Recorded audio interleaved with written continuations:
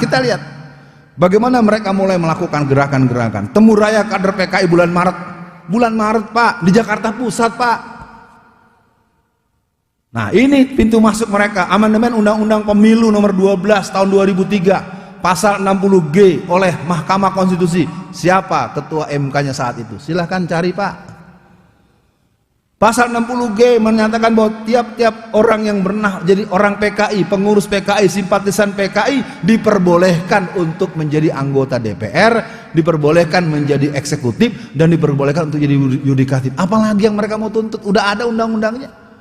Mereka tuntut sekarang undang-undang KKR, mereka ini lagi sekarang. Memang mereka ingin menjadikan Indonesia negara komunis. Mari kita tengok si Ripka Ciptaning juga tuh yang nulis buku Aku Bangga Anak PKI.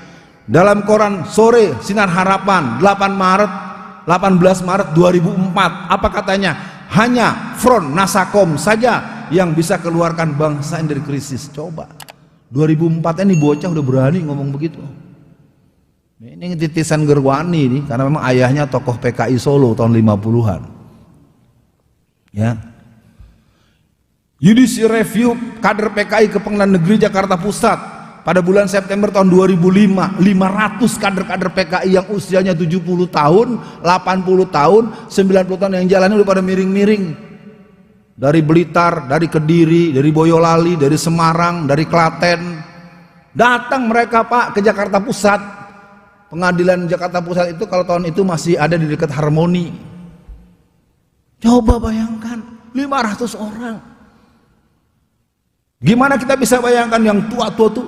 Sementara kalau yang kelompok Islam saya tahulah ada yang cuma nostalgia sama nyalahin kita yang muda.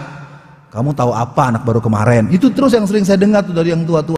Ditetapkannya Mei libur nasional. Libur nasional 1 Mei 2014. Siapa presidennya saat itu?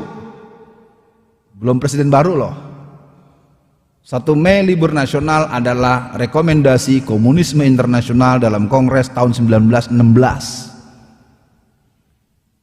Ngomong apa? Karena memang kita akomodir kok. Kita coba sampai kepada hal yang pernah saya ikuti secara langsung selama 2015. Ulang tahun PKI yang ke-95. Kalau yang kemarin yang ke-100, kalau jamaah ikuti, yang ke-100 kemarin tuh tanggal 23 Mei 2020. Karena kan PKI itu dilahirkan tanggal 23 Mei 1920 setelah Kongres ISDV yang ke-7. Ya namanya dulu Hindia Belanda tapi sesungguhnya ya PKI, Partai Komunis Indonesia. Ini nih yang membuat saya dipersoalkan lah, memang faktanya kok. Mereka mengadakan ulang tahun PKI ke-95 tanggal 24 Mei 2019 di Parakan Temanggung. Sabtunya sehari sebelumnya di aula kantor NU cabang Kendal. Masa gara-gara saya nulis segini lalu saya dilaporkan ke polisi? Ada juga Anda cari panitianya, bener nggak kemarin ada di sini? Marahin, gua yang disalahin. Ini fakta kok. Ini fakta memang. Nah, kenapa bisa terjadi sebuah organisasi yang sesungguhnya jadi inceran PKI malah membiarkan PKI berulang tahun di kantor Anda? Jangan malah gue yang dimarahin. Saya dengar di beberapa, diserang saya. Tapi sayangnya saya nggak dihadirkan. Karena ada seminar besar di sebuah hotel bintang 5 di Jakarta membahas tentang PKI. Wartawan tanya, Mbak Ning ngomongnya cacus gitu. Tapi kok di sini nggak ada Ustadz Alfian Tanjung. Nah, itu berarti orang-orang PKI itu biasa aksi sepihak. Nggak berani kalau menurut saya.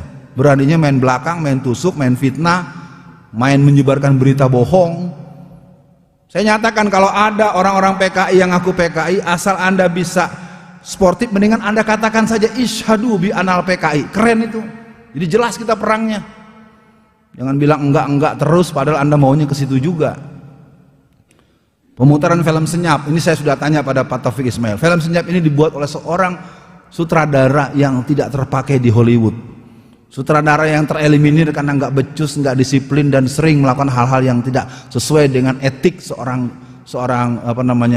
sinematografis. Ya, di kita tuh kok yang penting orang bule, orang Amerika.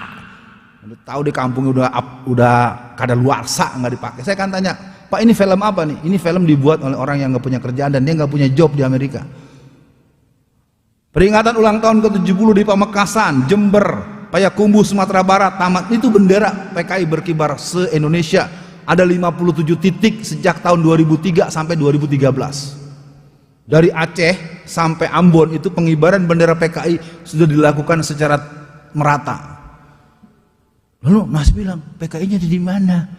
Ngaca Pak, ente masih ngomong gitu terus. Yang jawab siapa? Pak Riamizat Triakudu kok dulu Menhan periode yang lalu. Apa kata Pak Riamizat Triakudu sebagai jenderal purnawirawan? Barang siapa orang yang mengatakan PKI tidak ada, PKI tidak bangkit, patut diduga dia PKI-nya. Bukan kata saya, kata Pak Riamizat. Pak Riamizat aja ngomong begitu, ente bilang kagak ada, bilang hoax lagi, jangan-jangan ente yang PKI. Bukan kata saya, kata Pak Riamizat. Tangkep Pak Riamizatnya. Dan kita harus tahu mereka tinggal menunggu pengesahan Undang-Undang BPIP. Undang-Undang BPIP selesailah Indonesia menjadi negara yang berhaluan komunis secara de jure dan de facto. Mari kita nikmati kelakuan mereka sebagaimana di Angola atau sebagaimana di Zimbabwe atau di Tibet. Sesungguhnya hatiku luka mengatakan ini, tapi mau diapain lagi, emang gak percayaan. Kesimpulan saja, PKI bangkit secara sistematis mengarah untuk eksisnya kelembagaan dia sebagai partai atau sebagai konstitusi atau sebagai substitusi atau sebagai translasi. Udah kalau baca matematika nih mereka main di semua titik. Karena ini memang kerjanya kan kerja Zionis, Freemason, the New World Order. Sebenarnya ini lelehan-lelehan dari spermanya cucu Dajjal ini. Ya, kalau kita belajar dalam kerangka makro. Cuman saya karena spesialis PKI, saya PKI aja yang saya bahas dah. Kalau mau kita tarik pasti walan taradha ankal yahudu walan nasara hatta tattabi'a millatahum. Jelas itu. Jadi sini adalah gerakan komunisnya, Syiahnya, Ahmadiyahnya, dan kawan-kawannya. Lalu apa yang perlu kita lakukan? Harus dilakukan perlawanan secara konstitusional. Ya sekarang DPR RI-nya, bayangin aja orang mau mempertanyakan mic-nya dimatiin. Ya, Omnibus Law, wah keren itu, undang-undang gelondongan. Ya. Perlu adanya solusi yang masif, sistematik, terstruktur dan berkelanjutan. Tapi saya bicaranya cuma bisa nulis. Kemana lagi? Pakar PKI aja di penjara. Luar biasa, keren Indonesia, keren. Nah, keberadaan satuan aksi dibutuhkan dari pusat sampai daerah. Dan saya tidak tahu di mana bisa dibangun.